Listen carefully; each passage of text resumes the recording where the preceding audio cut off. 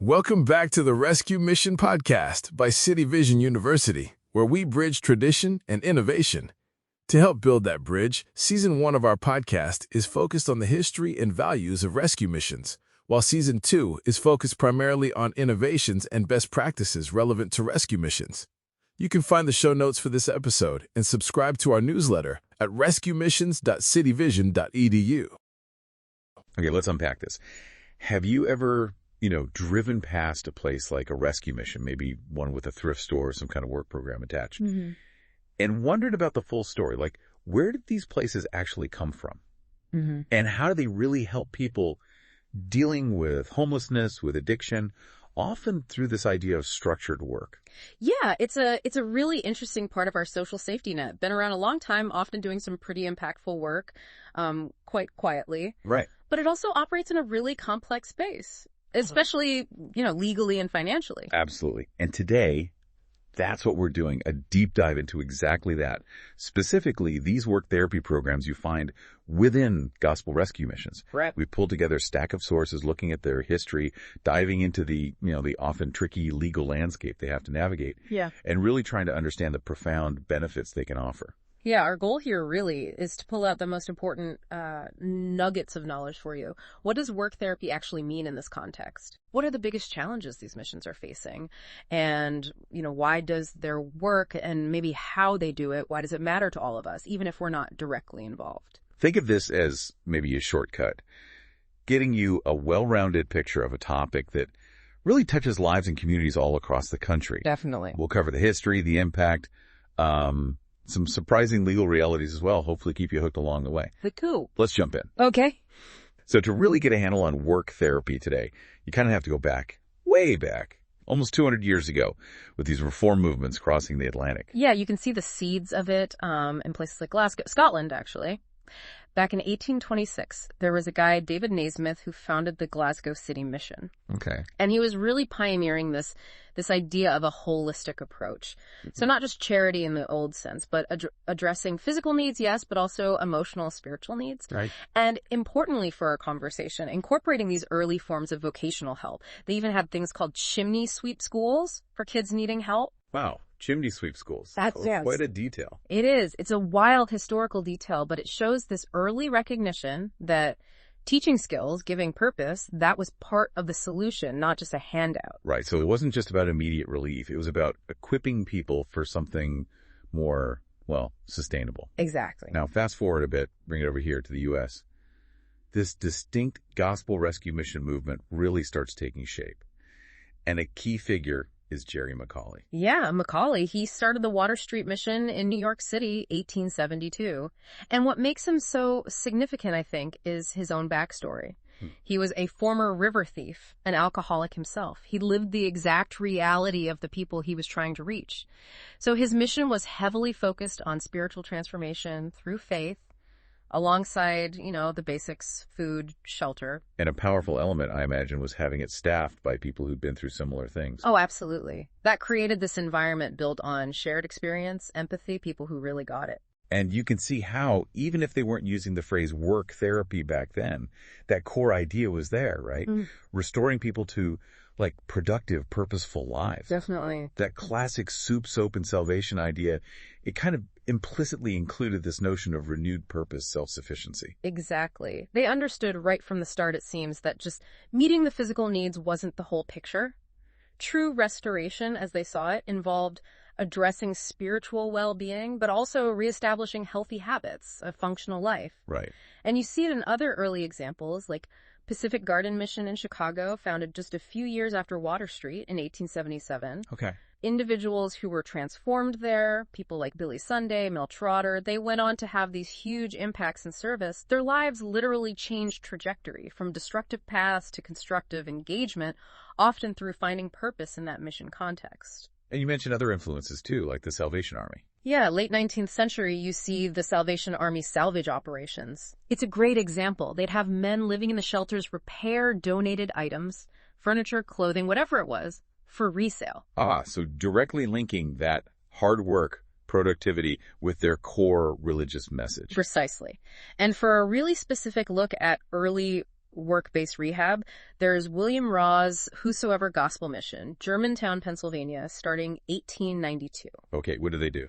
Well, initially it was pretty basic. Men chopping wood, making brooms, basically in exchange for food and lodging. Right, simple labor. But within just 5 years, by 1897, they'd expanded significantly. They were offering men choices in actual trades. Brush making, shoemaking, upholstering, even printing, chair caning. Wow, okay, that's a big jump. Yeah. From chopping wood to skilled trades in just 5 years, that really underlines that early recognition, doesn't it? It really does. That teaching tangible skills, getting people actively engaged in productive work, that was seen as crucial for long-term change. A way to challenge people, help them rebuild, not just provide a temporary fix. Yeah, it definitely shows that right from the beginning, these missions were wrestling with how to combine that immediate aid with pathways back to self-sufficiency. Mm-hmm. You even see the concept of the work test popping up in broader charity efforts around then, like the Chicago Relief and Aid Society's Wood Yard in 1891. A work test, meaning... Basically, work in exchange for meals or lodging. The idea was it taught responsibility, it avoided fostering dependency. Some charity leaders back then were even quoted saying things like viewing alms as like drugs if they just created a harmful appetite for dependency. Interesting perspective. So it's clear this historical foundation saw helping someone is deeply tied to helping them rediscover purpose and capacity through work. It wasn't separate from personal change. It was part of it. Very much intertwined, yes. So, okay, the 20th century gets going. This movement keeps growing. Missions start evolving, right, from maybe temporary shelters to more permanent facilities. Mm-hmm. They're realizing the need for more comprehensive services. Yes, exactly. And you see figures emerging like E.J. Helms. He really championed this idea of industrial type of missions. The Goodwill founder. That's the one. He founded Goodwill Industries based on that model. Collecting goods, repairing them, selling them, but crucially, employing and training people in need as part of that process. So a structured way to integrate income generation for the organization with the ministry of helping people rebuild lives through work. Precisely. A very influential model. And missions had to keep adapting to the times, didn't they? Like Allentown Rescue Mission noting the changing face of homelessness may be related to industrial shifts affecting jobs. Absolutely. They had to stay relevant. If the nature of work was changing, the skills people needed were changing too. And then major events like the Great Depression, World War II, those must have dramatically increased the demand. Oh, hugely. And it really highlighted their vital role. They often started as soup kitchens during the Depression, but quickly expanded. Places like Seattle's Union Gospel Mission got into employment assistance. Union Rescue Mission in L.A. provided critical aid. Right. This period really cemented their position as essential community resources, offering not just survival, but pathways towards some kind of stability. And then after the war, society kept shifting. Suburbanization, technology displacing certain jobs, the rise of, more widespread substance abuse issues. All major factors. Missions had to adapt again. Yeah. And this led to a growing emphasis on more formal, often longer-term residential recovery programs. Going beyond just the basics. Right. Addressing much more than just food and shelter. The understanding deepened that homelessness, addiction, these were complex issues with multiple layers. So the programs expanded to try and tackle those root causes. And work therapy became a really key tool within these more structured, longer recovery journeys. Okay, so this is where it starts looking more like what we might recognize today. Latter half of the 20th century, work therapy gets deeply integrated into these holistic recovery models. Exactly. And within that Gospel Rescue Mission framework, work therapy, it's not just, doing chores around the mission. Right. It's intended as a structured, purposeful intervention, specifically designed to build vocational skills, life skills, responsibility, positive habits, self-sufficiency. It's a core piece of their multi-phase residential programs. And the philosophy behind it seems rooted in this deep belief in human dignity, right? The potential for real transformation. Yes, very much so. Focused on helping people restore their lives to productivity, self-sufficiency, addressing well-being across the board, physical, mental, emotional, and spiritual. And the methodology. How does it actually work? Well, it really emphasizes accountability, structure, routine, things that are often completely broken in cycles of homelessness and addiction. That makes sense. Participants often commit to significant hours, sometimes, up to 40 hours a week, working on tasks within the mission itself or through partnerships they might have with outside businesses. Now, this is a crucial point our sources really stress. This is supposed to be about client development and learning. Yes, very important distinction. The goal isn't just to get free labor for the mission's operations, right? The work assignments are designed to simulate real employment, provide that sense of purpose, build independent living skills, and ideally teach actual trades. Right. The aim is to prevent participants from feeling exploited or like they're just, mission stiff, cheap labor. And staff understanding that vision is absolutely key. Yeah, because if the staff just see it as getting tasks done, it kind of misses the whole therapeutic point. Exactly. The focus has to be on the client's growth, the client's benefit as the primary reason for the work. And relationships are huge in these settings too, aren't they? That therapeutic alliance between staff and client. Vital. Absolutely vital for success. And you see many missions very intentionally hiring former clients. People with lived experience. Yes. Their background provides this unique empathy guidance. Staff are really encouraged to model kindness, love, respect, build that trust. And what about client autonomy? Is there room for choice? There's definitely a growing movement towards that. While the programs obviously have structure, clients are increasingly encouraged to take ownership, make choices within their recovery journey. Staff act more as guides, providing resources, education, encouragement, rather than just dictating everything. And underpinning it all, that spiritual piece remains central for these gospel rescue missions. Always. The belief is that lasting change often involves addressing those deeper spiritual issues. So the gospel message, seeking spiritual wholeness, faith, healthy relationships, working on character issues, that's all seen as intertwined with the overall care needed for someone to find a new identity, a new purpose beyond their past. Okay, so when you put all that together, the history, the philosophy, the structure, what does it actually translate to? For the people in the programs, for the community, what are the real benefits? Well, the benefits are pretty profound, actually, and they ripple outward. Starting at the individual level, it's really about empowerment. Right. You see people gaining actual hard skills, learning specific trades that can lead directly to jobs. Like Gospel Rescue Mission Tucson has that mobile coffee cafe and opportunity cafe. Yeah, I saw that. It's an 18-week program covering business basics, culinary arts, coffee industry stuff. That's directly equipping people for a specific employment. And just as important, maybe even more so sometimes, are the soft skills. The transferable skills. Exactly. Communication, teamwork, emotional intelligence, problem solving, all the things employers say they value so highly. Skills that help you not just get a job, but keep it, succeed in it. And then there are the critical life skills, just the practical stuff you need for independent living. Right. Basic things like hygiene, cleaning, but also financial management, budgeting, time management, even things like anger management, setting healthy boundaries. Gospel Center Rescue Mission's New Hope Life Skills program focuses specifically on those things, right?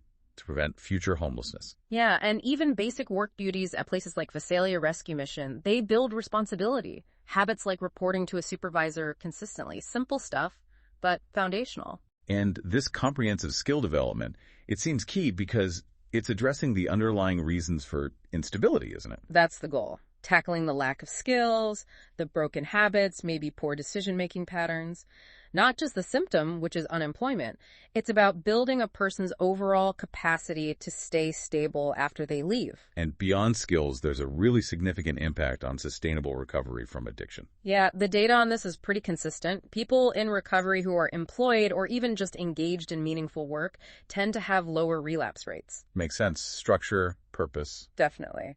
Good News Rescue Mission calls work therapy a vital part of their program, explicitly linking it to relapse prevention. Union Rescue Mission requires 1,000 hours of work therapy in their discipleship program, aims squarely at achieving a drug and alcohol-free life, and they verify it with testing. And it links to better health outcomes generally. It seems so.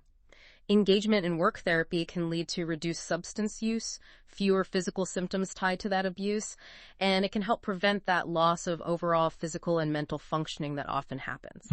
Plus, many programs integrate professional counseling alongside the work. And, occupational therapists have long understood that just engaging in meaningful activity is therapeutic in itself. And what about the impact on self-esteem?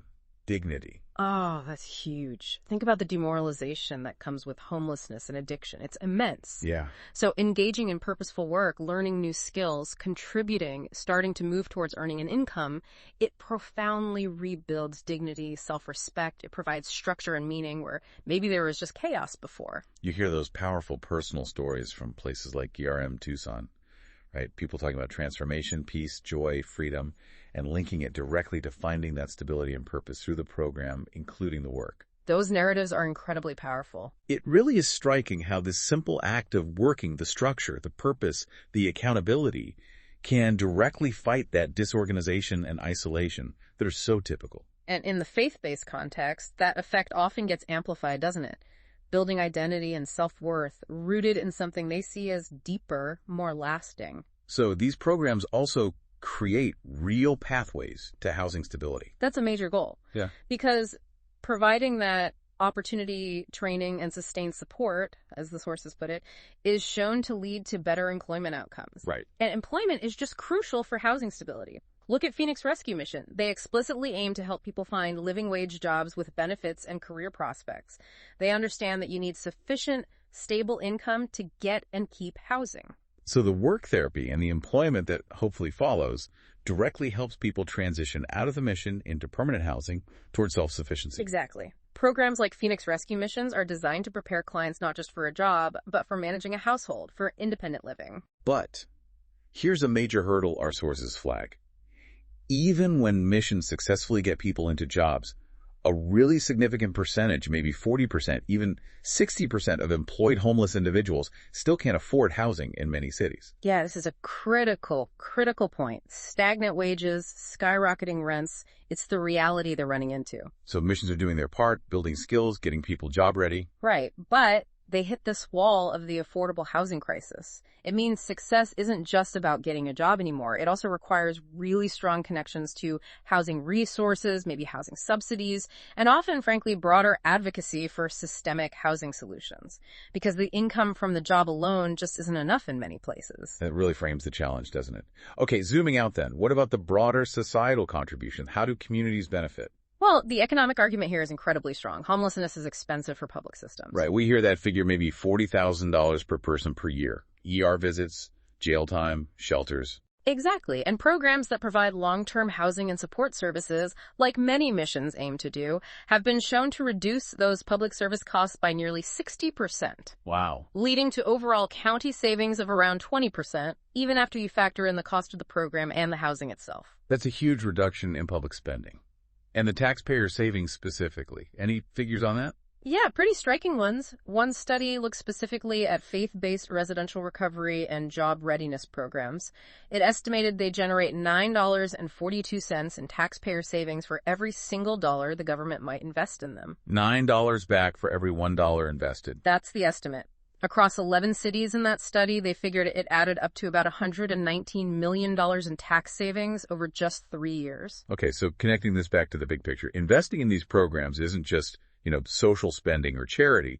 It looks like a demonstrably sound economic strategy for cities, for taxpayers. That's the argument, yeah. Successful participants, they become contributing members of society again. They pay taxes, they rent apartments, they buy goods, they volunteer. They shift from being seen as maybe public liabilities to becoming community assets.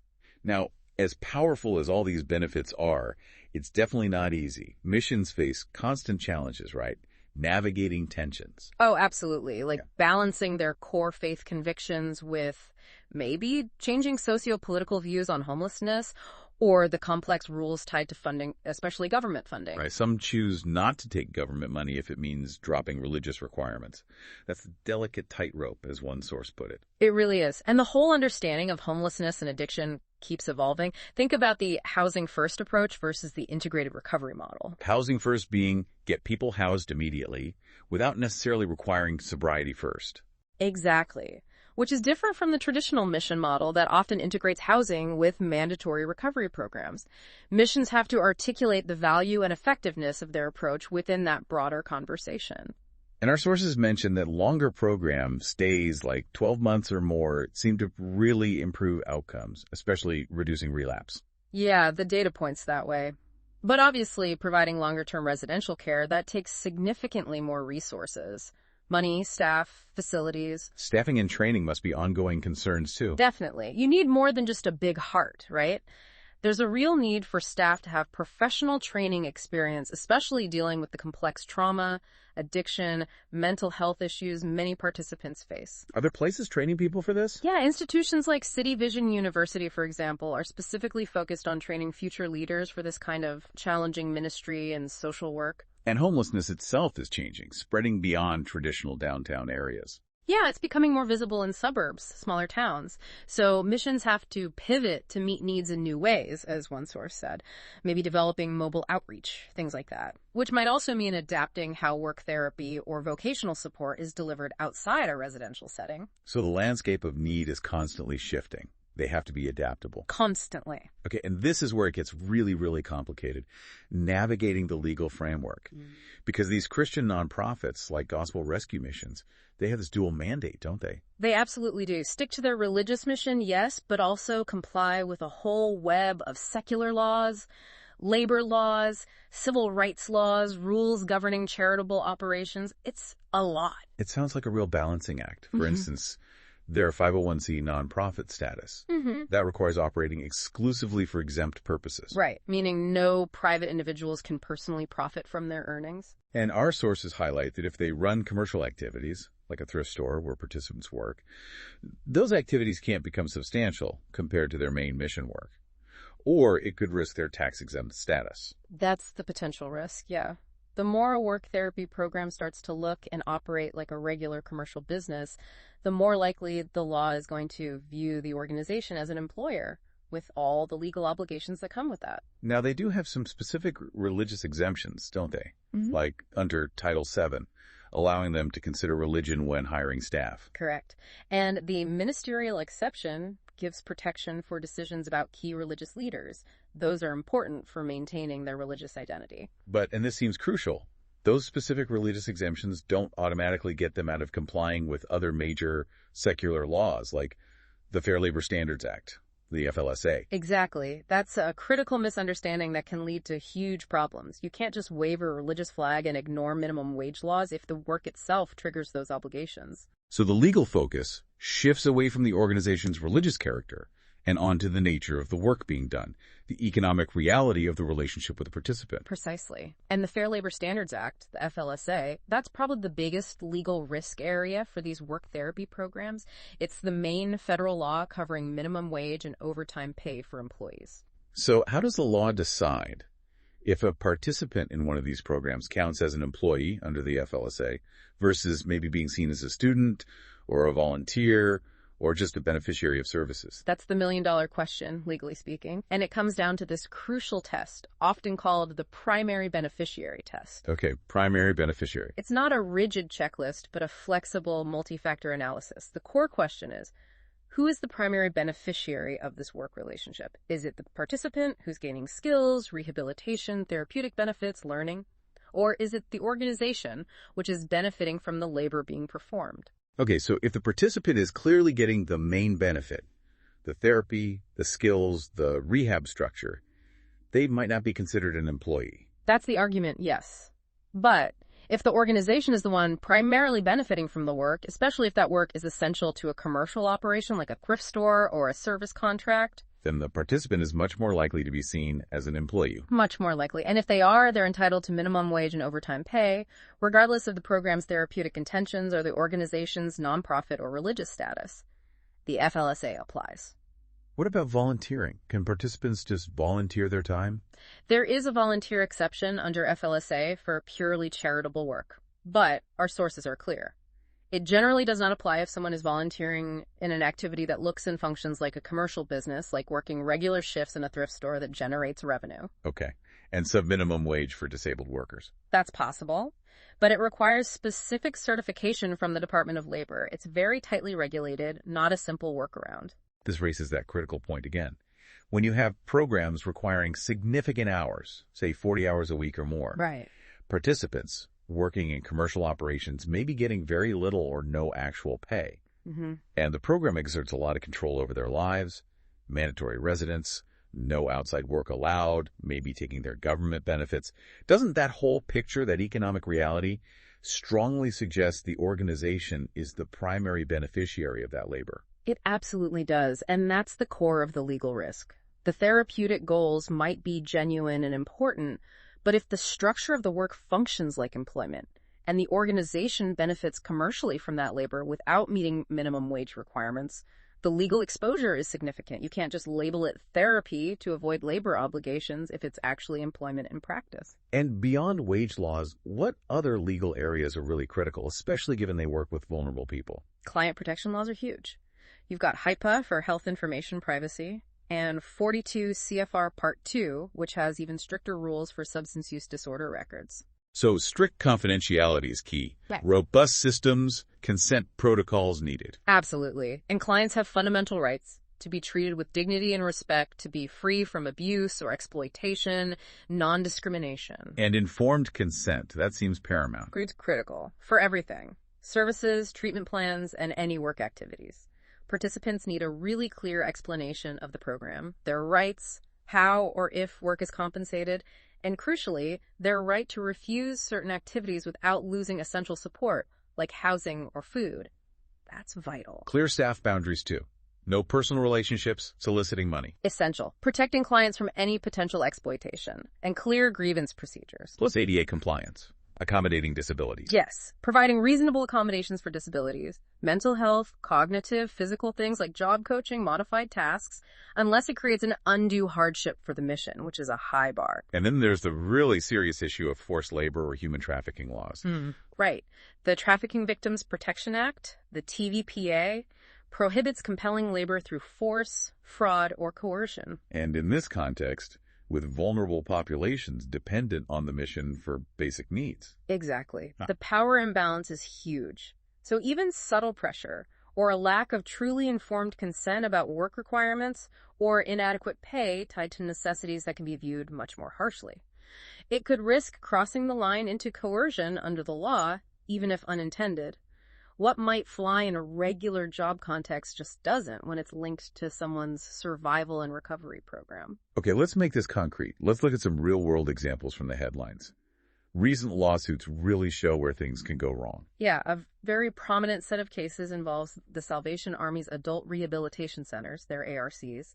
They've faced multiple federal collective actions. Right, alleging FLSA minimum wage violations. Exactly.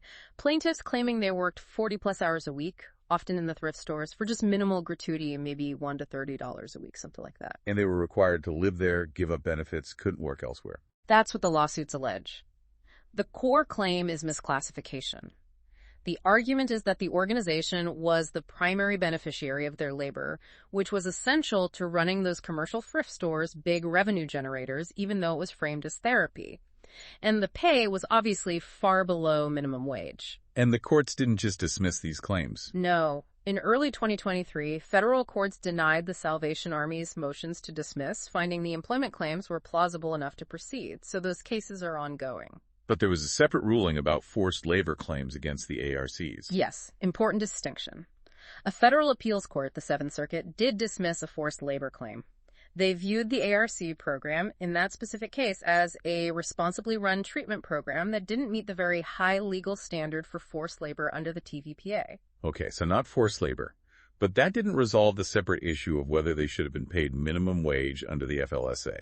Exactly. You can violate wage laws by misclassifying someone as non-employee, even if the situation doesn't rise to the level of illegal forced labor. If an employer-employee relationship exists under FLSA, you have to pay wages. Got it. And there was that other big Salvation Army settlement, $1.87 million. Yeah, but our sources clarify that was for something different, alleged violations of the Fair Credit Reporting Act related to background checks. Important, but separate from the work therapy wage issues. Okay. Moving on to Goodwill Industries. They've also faced litigation showing compliance challenges. Yes. For example, a $65,000 settlement with the EEOC, the Equal Employment Opportunity Commission, over disability discrimination under the ADA. What happened there? It involved a janitor with a cognitive disability who needed reasonable accommodations, like job coaching or maybe modified training methods. Instead, the employee apparently got written warnings they couldn't understand and was eventually fired. So a reminder that even organizations focused on helping people with disabilities still have to follow the ADA's accommodation requirements. Absolutely. And Goodwill also faced an FLSA overtime case in Kentucky involving a store manager. Okay. Now, the court ultimately found that specific manager was properly classified as exempt from overtime. But the case itself highlights the broader point. Organizations need to correctly classify all their roles, participants, hourly staff, management, even therapeutic roles against FLSA criteria.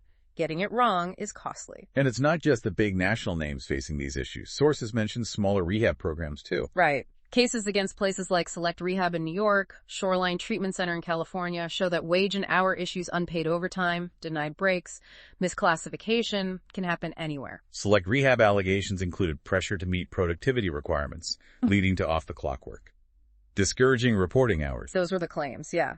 Pressure, maybe even threats, discouraging accurate time reporting. And Shoreline Treatment Center settled a class action for $500,000 over systemic wage claims, working unpaid hours, prohibited breaks. Yes. These cases, taken together, they really reveal some common tactics or systemic issues that often lead to violations. Pressure for off-clock work via quotas, discouraging overtime reporting, misclassifying employee status. It's often not just one manager, but wider practices. And briefly, you mentioned religious discrimination cases like holy sexuality via sauna. Yeah, just as a quick reminder that Christian nonprofits are also actively asserting their religious identity and rights in other legal arenas, like employment disputes involving their faith requirements.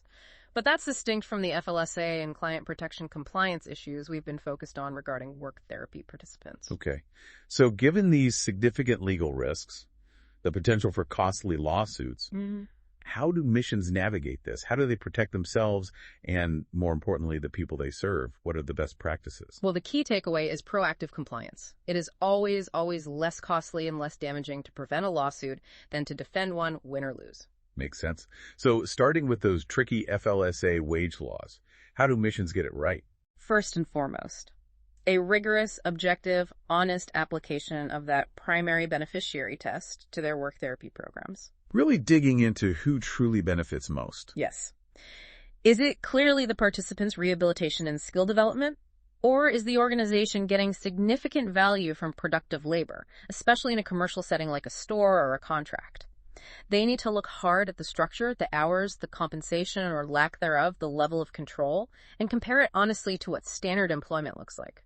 And getting the classification right for everyone working there, not just participants. Absolutely critical. Regularly review all staff roles, supervisors, counselors, admin, everyone against the FLSA exemption criteria. Are they truly exempt from overtime based on their duties and salary, or should they be non-exempt? Misclassification is just a huge area of liability. And timekeeping sounds non-negotiable. Utterly non-negotiable for anyone classified as non-exempt or any participant who might be deemed an employee. You need robust, accurate systems, preferably digital these days. Track all hours worked. That includes prep time, finishing tasks, any work during supposed breaks. Right. Absolutely no off-the-clock work allowed or pressured. And overtime must be paid time and a half for hours over 40 in a work week. And clear policies that everyone knows about. Yes, written policies covering work hours, required breaks, which have to be genuinely uninterrupted, overtime procedures, and critically, fostering a culture where people feel safe reporting all their hours worked without any fear of retaliation. That's huge. It really sounds like investing in good legal counsel, HR expertise, and solid operational systems before there's a problem is just essential risk management. It absolutely is. And frankly, it's ethical practice too. It protects the mission's resources so they can continue serving people. Okay, shifting to upholding client rights and preventing exploitation, our sources suggest ethical conduct is also a key legal strategy here. It absolutely is.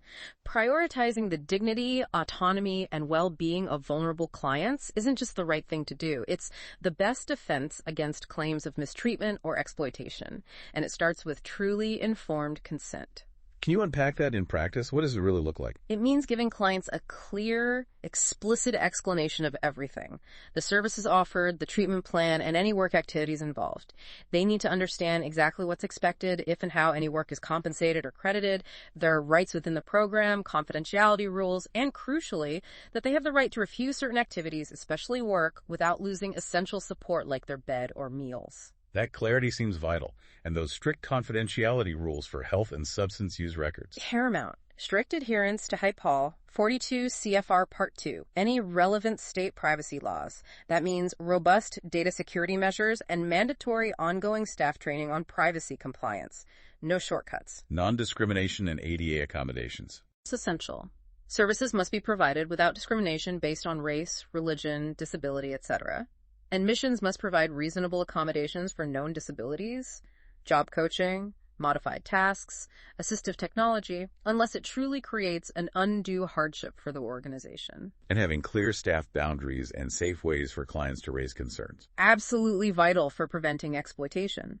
Clear rules against personal relationships, soliciting money or gifts, and transparent, accessible grievance procedures so clients can report any concerns about mistreatment, program issues, unsafe conditions, whatever it may be, without fear of reprisal.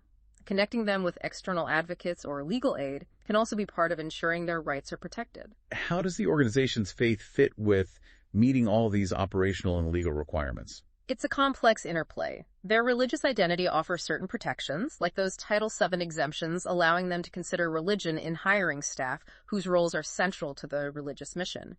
It's wise for them to clearly document their religious character and purpose for those specific contexts. However, their faith should also, arguably, impose a higher ethical standard. It should guide their practices to go above the legal minimums in terms of compassion, fairness, and protecting the vulnerable, rather than being seen as a justification for operating below secular legal requirements, especially concerning labor. So really distinguishing between legitimate religious hiring practices for core staff versus practices that could inadvertently exploit vulnerable program participants under a religious banner. Exactly. Adhering to established ethical codes for Christian counselors or staff, like those from organizations like CHABES or AACC, can provide helpful guidance here. Faith should inform their commitment to ethical treatment and legal compliance, not provide an excuse from it. Now, our sources also pointed to a potentially powerful strategy for mitigating that big FLSA risk, leveraging educational partnerships. Yes, this is a fascinating approach. Partnering formally with an accredited educational institution, a community college, a vocational school can significantly strengthen the argument that the participant is the primary beneficiary of the work activity. How does that actually work? How does it help with the FLSA test? Well, by structuring the work therapy as an integrated part of a formal educational or vocational training program, it starts to look much more like structured learning and skill development and less like just labor for the mission. So it addresses those specific factors in the primary beneficiary test. Exactly. It helps show. Is the training similar to what you'd get in an educational environment? Factor 2. Is it tied to formal education or academic credit? Factor 3. Does it accommodate the participants' academic commitments? Factor 4. Is its duration limited to the period where they receive beneficial learning? Factor 5. Does the work complement rather than just displace the work of paid employees while clearly providing a significant educational benefits? Factor 6. And having a clear agreement up front, no expectation of compensation beyond maybe a stipend, no guarantee of a future job, addresses those other factors too, factors 1 and 7. Precisely. Formalizing the educational component shifts that economic reality. It builds a stronger case that the participant is primarily benefiting from the learning, the skills, the rehabilitation aspect, which dramatically reduces the risk of them being classified as an employee needing minimum wage under the FLSA. Interesting. It could even potentially open up pathways for structured student learner programs, maybe with DOL certification. Potentially, yes, though those have their own specific requirements and regulations. But the core idea is strengthening the educational and training aspect makes the work component look less like employment and more like applied learning. Okay, so they've got these programs, they're navigating the legal and ethical tightropes. How do they actually know if it's working? And how do they ensure they can keep doing it sustainably? Yeah, robust evaluation is absolutely essential. You can't improve what you don't measure. They need it to track progress, refine their services, and importantly, demonstrate their impact to the clients themselves, to their donors, to potential funders, to the community. And it starts with understanding the needs they're trying to meet, right? A needs assessment. Foundational, yes. And our sources note this growing call within the field for more rigorous empirical evaluation in faith-based social services. Moving beyond just the powerful anecdotes, though those are still vital to using solid data to show outcomes. And to truly measure success, they need to look holistically, right? Not just, did they get a job? Or did they get housing? Exactly. Defining success across multiple dimensions is key to capturing the real change. So what kind of dimensions are we talking about? Well, things like relationships. Are they experiencing spiritual growth, connecting with faith if that's their goal?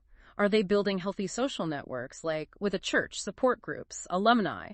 Health. How's their physical condition, their mental health? And critically, are they achieving sustained sobriety, reduced substance use, fewer related physical symptoms? Economics. Are they achieving stable income, maybe including benefits or wages, increased earned income? Are they obtaining and retaining employment, especially long-term, like 12 months plus? Financial literacy skills. And housing achieving stability, maybe progressing from shelter towards independent living, and crucially, avoiding returns to homelessness. What's really insightful there is measuring those broader categories, including the spiritual and relational pieces. That captures the full picture of the transformation these programs are actually aiming for, doesn't it? It really does. Focusing only on jobs or housing completely misses the unique impact, especially of faith-based programs where that deeper change is central. So how do they collect this data? Tools like HMIS, the Homeless Management Information Systems, can track things like income and employment. Using logic models helps map out how program activities are supposed to lead to specific outcomes. But measuring the unique impact of faith-based programs, that must have its challenges. It definitely does. There's a need for more rigorous research methods. How do you carefully compare outcomes with secular programs? How do you measure the dose or impact of specific faith elements? And you have to acknowledge potential selection bias. Are the people succeeding the ones who are already most open to faith or highly motivated to begin with? Yeah, how can traditional secular metrics really capture the nuances of spiritual transformation or the strength of that faith-based community support? It seems like you need innovative ways to tell that whole story. It certainly requires careful thought and maybe new methods. Now, another major challenge is balancing that client welfare focus with the need for financial sustainability. Right. Nonprofits aren't for profit, but they need money to operate. Exactly. And those revenue-generating work therapy activities like thrift stores or service contracts, they create this inherent tension. The profitability trap, as sources called it. Yes. The temptation to maximize revenue from those operations can create pressure to minimize labor costs, maybe by relying heavily on that low-paid or unpaid participant labor. And that runs directly into conflict with the ethical and legal requirements for fair labor treatment we discussed. So the primary goal of work therapy has to stay focused on the client. Absolutely. Client rehabilitation, skill development, that has to be the primary objective, not generating profit for the organization.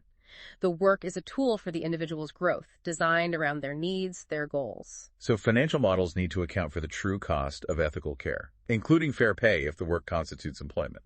Precisely. They need strategic financial planning that goes beyond just hoping for donations. There are tools now to model revenue and expenses for these integrated services, to find ways for sustainable growth that don't compromise ethical or legal standards. Diversifying revenue seems key too. Donations, grants, ethically generated earned income. Yes, multiple streams provide stability and reduce that pressure to cut corners on labor costs. But any earned income activity must be structured ethically and compliantly. It might mean accepting lower profits from commercial work or investing more in diversified fundraising. The focus has to be on the value delivered to clients and society, not just the dollars generated from participant labor. And transparency is important for nonprofits. Crucial. As 501c3, their financial records, including compensation structures, are generally public information. Audits for fraud and waste are important. And ultimately, all earnings must serve the mission, not enrich private individuals. That transparency builds trust with donors, clients, the whole community. Okay, this brings us back to where those legal risks can become really serious, almost existential threats.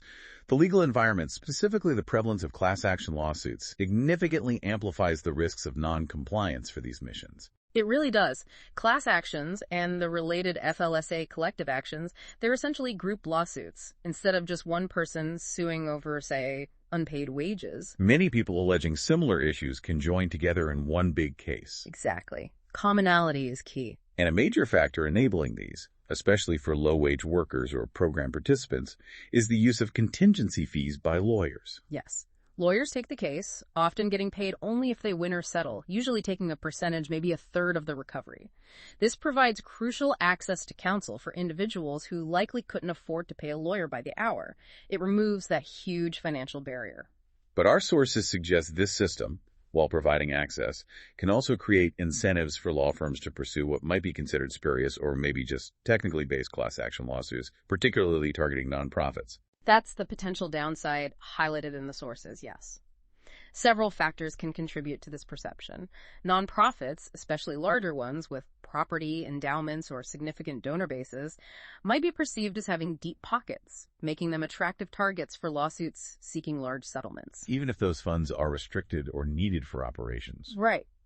Also, the sheer complexity of the laws they operate under, tax law, labor law, grant rules, maybe even things like ERISA for benefits, creates this intricate web of technical requirements.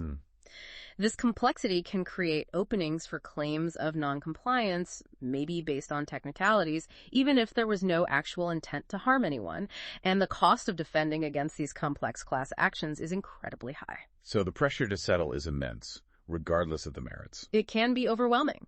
A nonprofit might choose to settle a claim they feel is weak or unfair simply because fighting it would drain their limited resources, potentially crippling their ability to serve their mission. And reputation risk plays a huge role, too. Absolutely. Lawsuits, even just the accusations, can severely damage public trust.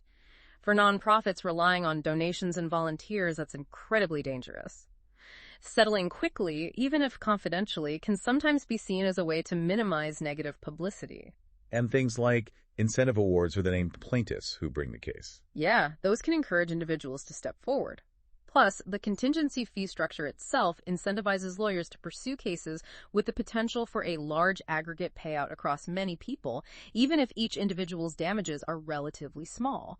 The lawyer's fees come out of that total settlement. So if you put it all together, high defense costs, vulnerability to reputation damage, the perception of available funds, regulatory complexity creating potential technical violations, and the financial incentives for both plaintiffs and lawyers. Our sources argue this can create fertile ground for spurious or opportunistic lawsuits against nonprofits. So that's the concern expressed, yes. And work therapy programs within these nonprofits seem particularly susceptible. Because if there are systemic issues like misclassifying all participants in a certain role or consistent pressure for off-the-clock work, those problems affect many people in a similar way. That creates the commonality and the large number of potential plaintiffs needed for a class or collective action. Exactly. And the population being served is often uniquely vulnerable. They might be less aware of their legal rights, less able to advocate for themselves individually, maybe fearful of retaliation if they complain while still dependent on the program. So a collective action feels safer, more effective for them. Often, yes. And as we said, even if each person's individual claim for unpaid wages is small, when you multiply that across dozens or hundreds of participants over several years, the total potential damages become substantial. That makes the case financially viable for lawyers working on contingency. So it really creates this amplifier effect, doesn't it? Yeah. Even relatively small but widespread noncompliance, maybe unintentional misclassification, can quickly escalate into a major financial crisis for the mission through a class action lawsuit. It absolutely underscores why that proactive legal and ethical compliance isn't just about following rules. It's fundamental to the survival and the continued ability of these missions to do their vital work. So despite all these challenges, the legal complexities, the risks, it's absolutely clear the work of these missions and their work therapy programs remains vital. The social benefits are profound, touching individual lives, strengthening communities. No question about it. They're tackling some of the toughest issues in our society, often with remarkable dedication. And based on this deep dive into our sources, there are some key recommendations that emerge for how they can enhance their impact, navigate those complexities more effectively. First, investing more in integrated case management. Yes, that central coordinating role. Case managers helping individuals navigate everything. The work piece, counseling, housing support, benefits. Strengthening that role seems crucial for truly holistic care. Expanding and diversifying the vocational training and social enterprise models. Right. More options mean more pathways to success for different people. And those ethically run social enterprises, they can provide sustainable, compliant, earned income for the mission while offering really valuable, real-world work training. Prioritizing and funding trauma-informed training for all staff. Increasingly seen as non-negotiable, so many participants have significant trauma histories. Staff need the training to understand that, to respond effectively, and to ensure program design is flexible and sensitive, not re-traumatizing. Strengthening those housing pathways. Yeah, missions are doing their part, getting people job ready, but they can't solve the housing crisis alone. They need stronger partnerships with housing resources, landlords, subsidy programs, and frankly, as we said, broader policy changes are needed so that getting a job actually translates into stable, affordable housing. Investing in that robust, multidimensional evaluation we talked about. Yes, measuring the full picture relationships, health, economics, and housing. And developing better ways to quantify the unique impact of the faith component where that's central to the mission's approach. Formalizing and funding long-term aftercare and alumni engagement. Our sources really highlight this as critical for sustained recovery. Leaving a structured program is a massive, vulnerable transition. Having formal support, connection to an alumni network that can be a vital, forever family safety net, significantly reducing relapse and returns to homelessness. And fostering public-private partnership. Absolutely. Leveraging that incredibly strong economic return on investment data, that $9.42 saved for every $1 invested, that's a powerful argument to attract funding and collaboration beyond traditional donors. Bringing in government, private sector partners who recognize the clear economic and social benefit. Embracing these kinds of recommendations, I think it really helps missions navigate the complexities we've discussed. It helps protect their core mission, protect the vulnerable people they serve, and ultimately continue their vital work of transforming lives on that deeper level. Because ultimately, these programs, they're aiming for nothing less than total transformation, right? Mind, body, and spirit. And work therapy, when it's done thoughtfully, ethically, legally, it's a critical piece of that incredibly complex, challenging, but potentially life-changing puzzle. Well said. You've taken this deep dive with us today, exploring the history, the incredible benefits, the real-world challenges, those intricate legal risks, and the best practices for navigating it all. So maybe here's something to think about. Given the significant demonstrated social benefit these programs offer, including those substantial taxpayer savings balanced against the critical legal and ethical complexities they have to navigate every single day, what is our collective responsibility here? As individuals, maybe donors or volunteers, as communities that host these missions, as policymakers who set the rules, what's our responsibility to ensure they can operate effectively and ethically, maximizing that transformative impact, while fully safeguarding the vulnerable individuals who turn to them, often as a last resort, for help? We hope you enjoy this episode and that it both inspires and equips you to serve the least, the last, and the lost in Jesus' name. You can find the show notes for this episode and subscribe to our newsletter at rescuemissions.cityvision.edu. If you would like to learn more about City Vision University's courses and degree programs, visit our website at www.cityvision.edu.